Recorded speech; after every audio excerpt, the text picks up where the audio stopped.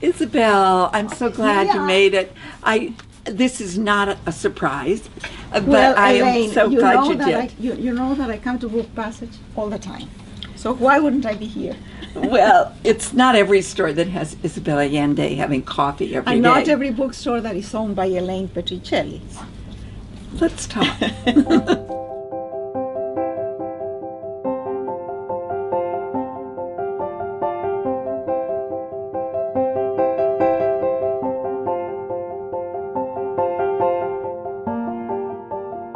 Isabel, I'm so happy that 29 years ago you came to Book Passage. You know, a lot of authors come here. But 29 years ago, I can't be so old, Elaine. You were only a child, so was I. But most of them come and they go, and they're very nice.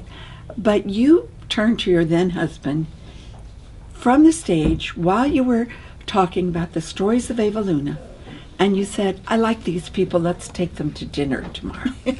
And from there on, we've been through everything together. Everything. It's a very long friendship. I come to the bookstore, I would say that almost every day. Mm-hmm. I walk the dogs, and then I stop for coffee, and I get here all the input about what is new, what novels to read, what I shouldn't bother.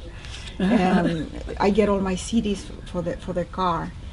So it's been a wonderful relationship, and then for years I did all the research here. Yes. But now most of the research is done online. But before you had to buy the books and just go through the books one by one. And I did that sitting here. And we used to know what your next book would be because we could see which books you were buying. Yeah, what I was buying. Yeah. So when you did Daughter of Fortune, for example, you came in and you said, I need everything about the gold rush. Yeah. And we thought, aha, we know what she's doing I now. remember when I did Aphrodite, I came to buy porn books and erotica and whatever, and everybody was looking at me in a very suspicious way. But what I loved about Aphrodite is you had a dinner party, and you invited us all for dinner, and you told us that everything you were serving would turn us on, and that you wanted to hear the next day how it went. And everybody called you back and told you how passionate things were, and you said that you had made it all up. Yeah. Well, because you know what? Aphrodisiacs is like black magic. If you tell someone that you're a victim of black magic, you get sick. If you have no idea, nothing happens. It's the same with aphrodisiacs. I love it. In your new book, A Long Petal of the Sea, which I adore, there is quite a bit about Pablo Neruda.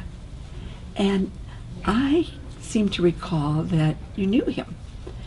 Well, I did know Pablo Neruda briefly. I can't say that I was a friend at all. It was just, he was the Nobel Prize for Literature. He was living in Chile, and I was a young journalist, and I met him because of my job. But his presence in this book, is essential, because the whole odyssey of the refugees that came from Spain to Chile in 1939 after the Civil War in Spain would not have been possible without Pablo Neruda.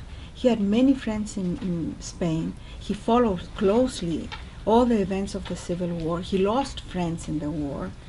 And afterward, when he heard that 500,000 Spaniards had crossed the border into France and were held in concentration camps in France, they were escaping from Franco in Spain, and they ended up in concentration camps in France.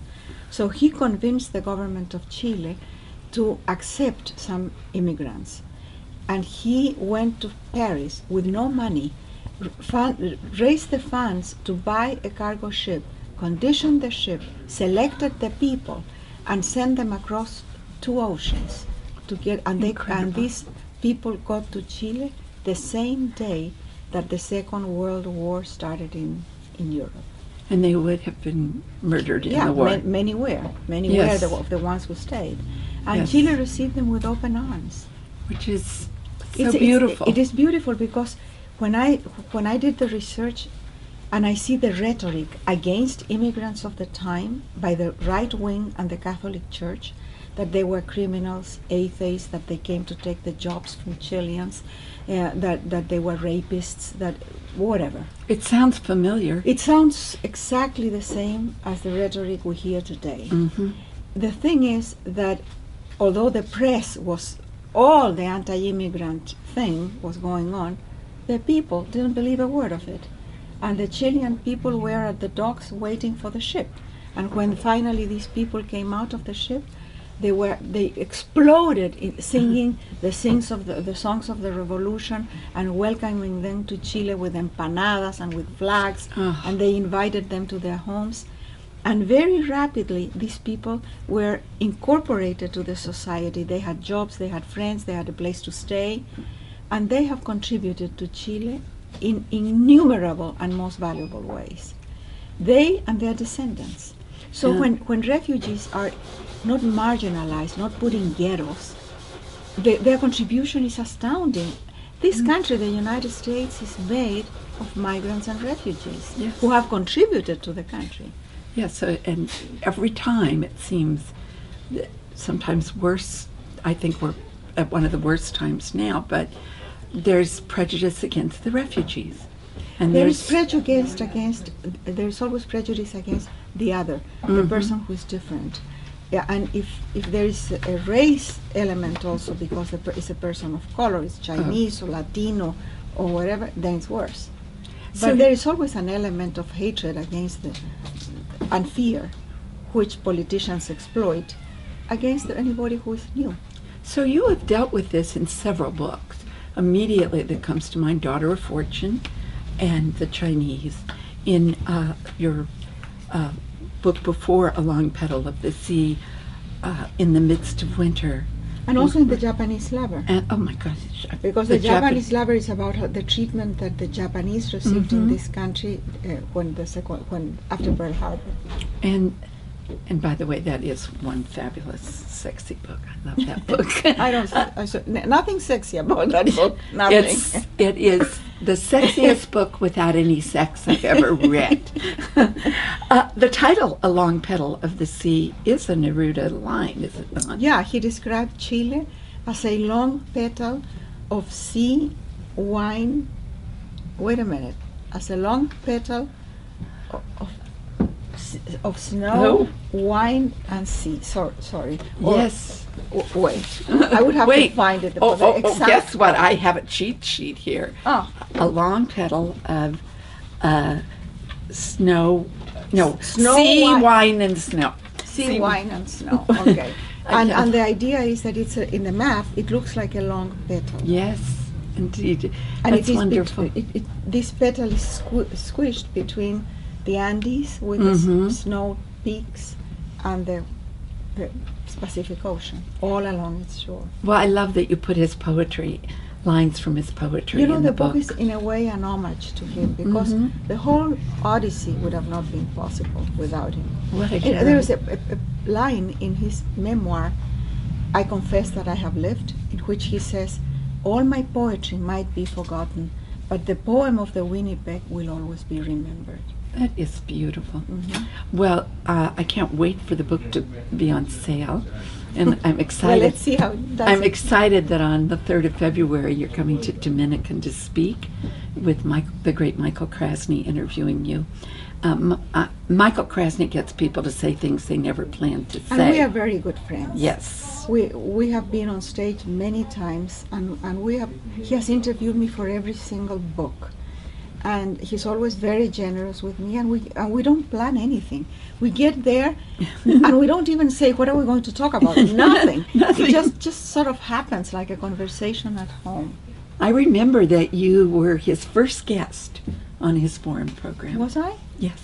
I think you were the guest that they decided whether he should have a forum program. Whatever it was, you go back a long way. No, I know. I'm almost as long as with you. I love the interaction between the two of you. Yeah, it's so good. I can't wait for February 3rd. And I plan to be very elegant. Oh, good. Yeah, and will you be wearing that jewelry? This jewelry? Yes, that's fabulous. This has a story. There is a jeweler in Taormina in Sicily called Leila Correnti, and her shop, the jewelry shop, is called Le Colon or something like that. And it's a small shop with the most exquisite pieces made one by one. There's nothing repeated. And she has given me a lot of jewelry, and I feel very embarrassed because there's no way that I can pay back anything. And this is a piece of crystal and gold, and when you open it, it has inside you can put poison. Oh, well, the idea is perfume, but it's too little for perfume. But for poison, that would work. And so you can put there something. And she also gave me these earrings. And recently, I got married recently, as you know. She sent me a wedding gift. And the wedding gift is another thing to hang here. That is a book in gold that you open it, and it has jade, and on the jade written in gold says the new novel, Roger and Isabel. Oh my goodness. And she said one to me and one for the keychain, Roger's keychain, that of course I confiscated because I'm not going to let him hang it in his belt. No way. I expect to see it when I visit you. Well, my jewelry is all made by a very famous artist, Isabel Allende. I know. I used to bead a lot. I made that piece. Yes, you made this piece, and I wear it so often. But you know what? I have not been beading for a long time. First, because I've noticed. Yeah, haven't had anything lately. There's been too much going on. My parents died. I've been going to Chile, and then I got married. Everything. But mostly, I've run out of friends to give the jewelry to. I mean, I'm raising my hand right now. Every friend I know has stuff made by me. It's embarrassing. I don't have much else. And every once in a while you give one to somebody in the bookstore, and they run around Book Passage saying, Isabel made this. It's so wonderful. Cute. Thank you. Speaking of Roger, the man's adorable, let's face it. Oh, thank you. But I heard he was sick yesterday. Well, he gets sick sometimes for a day, a cold or something like that, but he just lies in bed with the dogs. And in a matter of 18 hours, he's fine. How many dogs is that? 2 dogs. You know, at one point he said, even if I didn't like you, I would have married you just for the dogs. This is a true romance. Yeah. But you met in a wonderful way. Well, actually, because of Michael Krasny. We were talking about Michael Krasny. He heard me on NPR with Michael, and he emailed my office, and first my assistant at the time, Chandra, answered, and then I started answering because he started writing every single day in the morning and in the evening to say good morning and good evening for 5 months until finally we met. And then when we met, he invited me out for lunch, and I said, what are your intentions? Because I don't have any time to waste. I'm 72 years old. No wasting time. This is not a teenage romance. No. And he choked on the ravioli, but he did not escape, which was good. Eventually, he moved here. He sold his house, gave away everything, and moved to my house with 2 bicycles and some clothes that I promptly discarded because they were very dated. And we've been living together for 2 years now. We got married 4 months ago. It's incredible. And it's been great. It's an Isabel Allende novel. It's really so great. Fabulous. I never thought I would have this kind of relationship, so easy, no drama, no melodrama, you know. Yeah, I lived in the dramatic relationship with Willie for 28 years, and it was dramatic because everything happened to us. Everything. Yeah, my daughter died at that time, and 2 of his children also died. So I think that we went through hell together. You did. But now everything seems easy for the first time in my life. And now you have new grandchildren, thanks to Roger. I have 5 new grandchildren who are lovely kids. And you know I don't like kids that much, but these are very nice. So yes, you do. So I keep coming here to talk with Susan for books because she keeps track of all the books that we have already given them and how they age and what is appropriate for every age. It's nice to have Well, what's fun is it's not on a computer. She doesn't. She has a list by hand. It's a handwritten list. She showed it to me the other day. It's in a secret file, so only those who know how to find it can find it. She has each child's name and age, what They lie. this child is interested in now.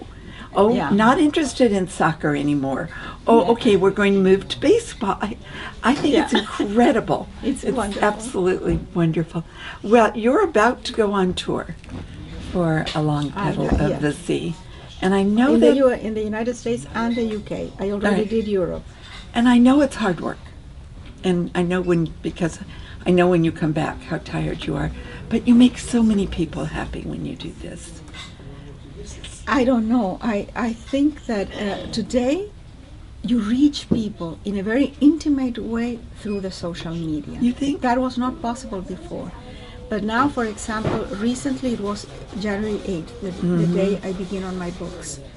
And I don't know how many hundreds of emails we got, not emails, notices in Instagram or in Facebook or whatever, people wishing me a good day, wishing me inspiration. It's so nice. So a personal connection that it's almost impossible when you have a big crowd in a theater. But how did they know that? Did they know that from social media or because they had heard you speak? We don't know that. How does the social How did all media- these people know January 8th is the day? Because probably I've said it and it's been published and whatever, but there is, it could be that, but it could be something else. It could be Yeah. Mother's Day or something. Right. It's wonderful. But I'm glad that you still come to Book Passage. Oh, And I will always come to Book Passage because I come every day. It's no effort. sometimes you're here when I'm not here. And I Most get, of the time you're yeah, not here. I get, because I work mostly at night. So I get here at 11 o'clock and they say, you just missed Isabel. Yeah, but it's nice because in the cafe they expect me with my personal cappuccino in a personal cup that has oat milk instead of real milk. And so everything is so carefully targeted to make me happy. Why not? That's You make great. us happy. Thank you for being my friend. Oh, thank you. Thank you for this wonderful place. I've read every one of your books. I'm absolutely prejudiced. No one should believe me, but this is such a great book. Thank you. It's a story that stands by itself. Yes. I didn't have. I just had to type it Oh, because it's a real. I mean, a real story that happened. I knew one of the passengers of the ship, and he told me his story. He's the model for the protagonist. And when you have that kind of personal witness that can give you all the details that you can't find in any other form of document or historical book, then the job is easy. you know, I can remember a dinner party at my house, and Dominique Lapierre was Oh there. yes, Dominique. And Yes. Dominique, the great French nonfiction writer, who wrote about the fall of the Germans in Paris and and about about AIDS. India and AIDS. And in fact, that's how we met him, Yeah. when he started to really write about AIDS. And there at dinner, he raised his champagne glass and toasted you and said, Isabel, I believe that Clara in House of the Spirits is really you. And you raised your glass and said, and Dominique, I believe that the priest in the book about India, City of Joy. City of Joy, is not one person. It feels to me that it's many people put in one. And he said, touche. Oh. And then my husband said, there is no line between fiction and nonfiction. There are a lot of lies in nonfiction and so much truth in fiction. And I think you do that in both your fiction and nonfiction. You bring us the truth. And it's so much more fun. Thank Well, you, thank dear. you, Elaine. Take I care. love you. Ciao, I love you too.